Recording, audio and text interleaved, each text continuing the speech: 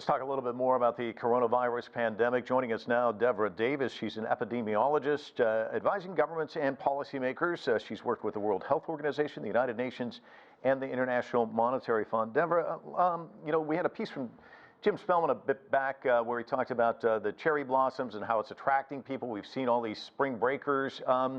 Talk to me about, the flattening of the curve. We've heard a lot about this. We've actually seen how China and Asia, how we've actually seen it, but in Italy it's just spiked. They didn't really take it seriously. And it seems like here in the United States, a lot of millennials and others still not taking this seriously. You're absolutely right, Mike. It's a huge problem, and the millennials are going to be in for a big surprise. We have some new data that just were released from CDC today that says that 1 out of 5 deaths in the United States occurred in people under the age of 65. In fact, the age group 20 to 44 has a rather higher rate of hospitalization than we thought. So although in the beginning, the first data out of China suggested that the millennials were not as vulnerable, I have a theory about why that might have been the case. I teach at Sichuan University in Chengdu, and as you know very well, the one-child policy was in effect for many people who are now in their 20s to early 40s. So they are often single children. There aren't as many of them demographically in the population in China as there are in other populations. So they were disproportionately lower in representation in the initial cases that were determined as well. Now, the new data from CDC indicates that this group, the millennials, are actually at some risk, and moreover, males are at greater risk than females at every age group. And we have some theories about why that is the case. Well, that's a fascinating bit of information. I don't think a lot of us were thinking about. I mean, I was thinking about the diets being different here in the United States and in Asia as well. Perhaps that contributed. But let me ask you about, the President's been talking a lot about different drugs available. I know that you've been studying what's worked in Wuhan. Kind of give me your sense of the landscape out there. What may be effective, what may not be, and also, should the U.S. president be talking about these drugs when there's really not a lot of efficacy about them? Well, the president likes to be an optimist, but we have to be a realist when it comes to public health data. As Dr. Fauci reminded us, you can trust in God, but you have to believe in data.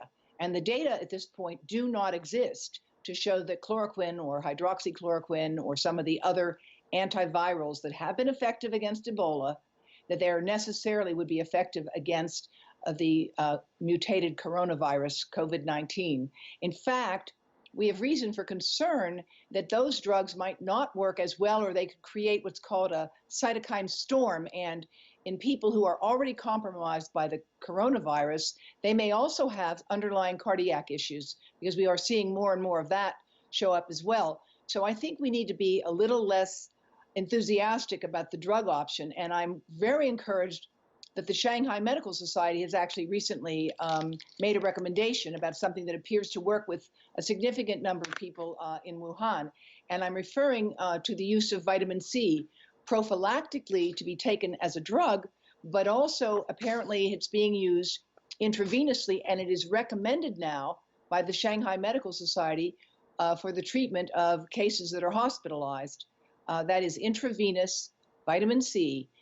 I know that there's quite a bit of it manufactured in China, and there have been a number of studies showing that it's, number one, that it can be safe, which is important.